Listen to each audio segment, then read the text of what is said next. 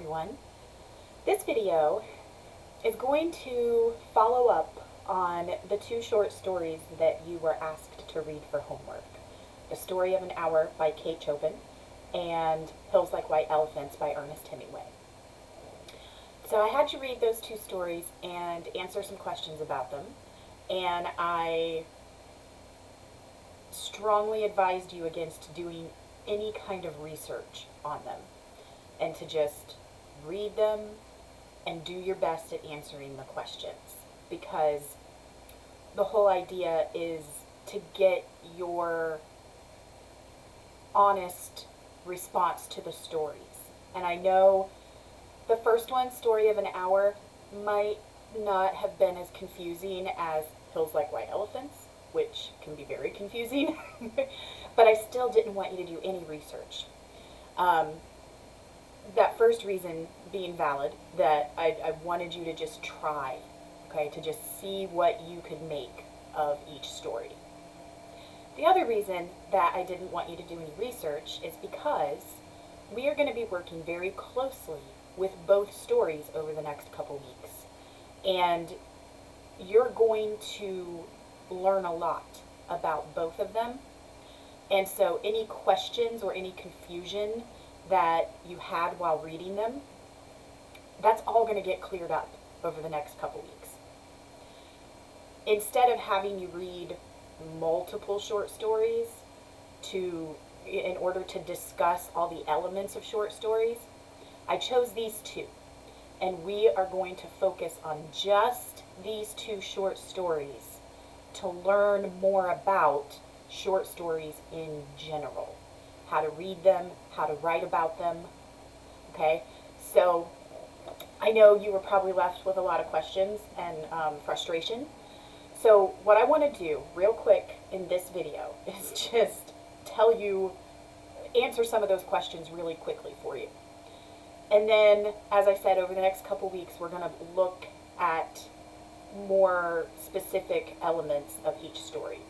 We're going to talk about structure, imagery and symbolism, point of view, setting and atmosphere, and theme. So over the next couple weeks, we're going to use those two short stories to learn about all of those elements. So we're going to get to know these two stories pretty well. But just to clear up some confusion right away, so that you have sort of a steady foundation to start working from as we discuss all of those elements, I want to tell you what each story was really about. So for the Story of an Hour,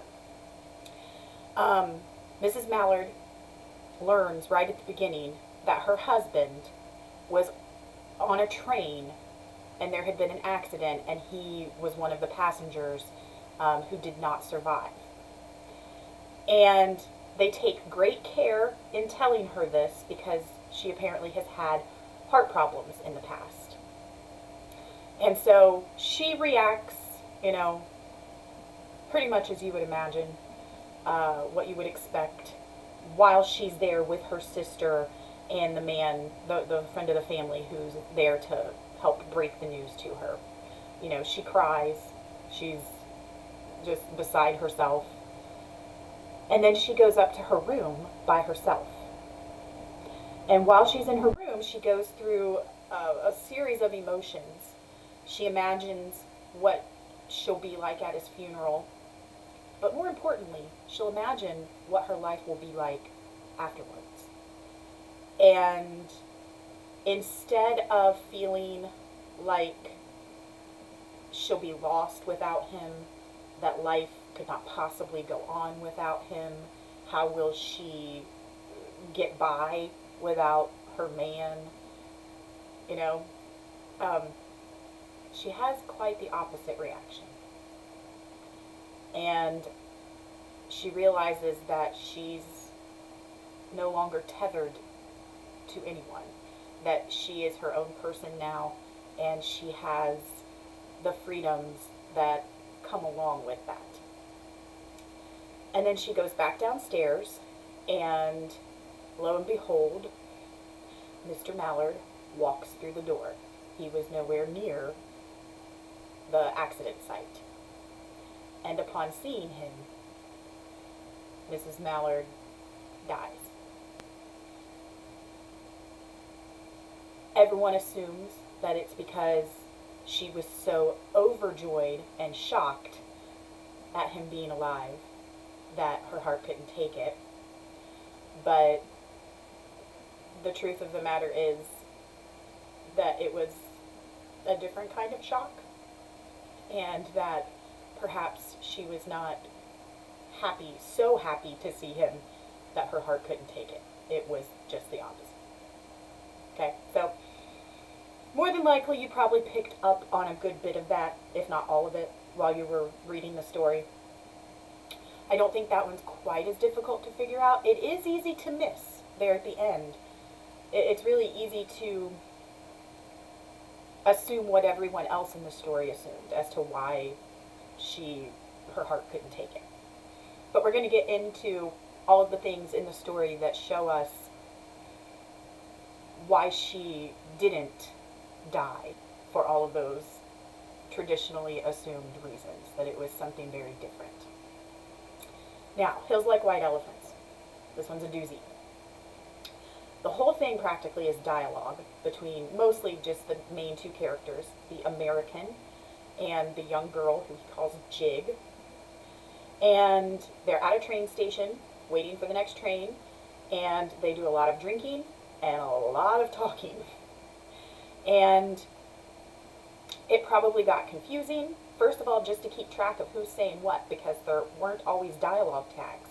You know, it would just be one sentence of dialogue, and, you know, there's nothing to say, you know, like, the man said, or Jig replied. It's just one sentence of dialogue after another. The exchange is very quick. So if you're not reading it closely, you can get a little confused as to who is saying what. So that part's confusing. The other part that's confusing is, what the heck are they even talking about? Because clearly there's tension. Clearly, I don't want to say there's an argument that's being had, because it doesn't ever reach that point. Everything stays really low-key in a way, but yet the tension is definitely there. There is some sort of discussion or debate taking place, and it is affecting both of them very much. And it's so odd that we can tell that, but yet we still have no idea what it actually is that they're discussing.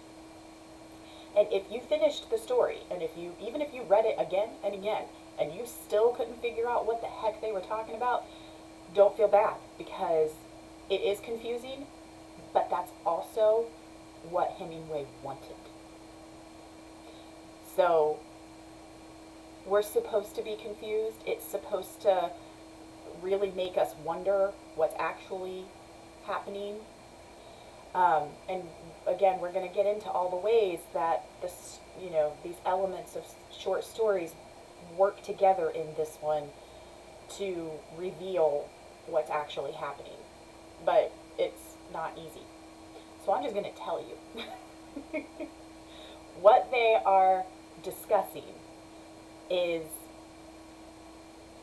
she is pregnant, and he wants her to have an abortion.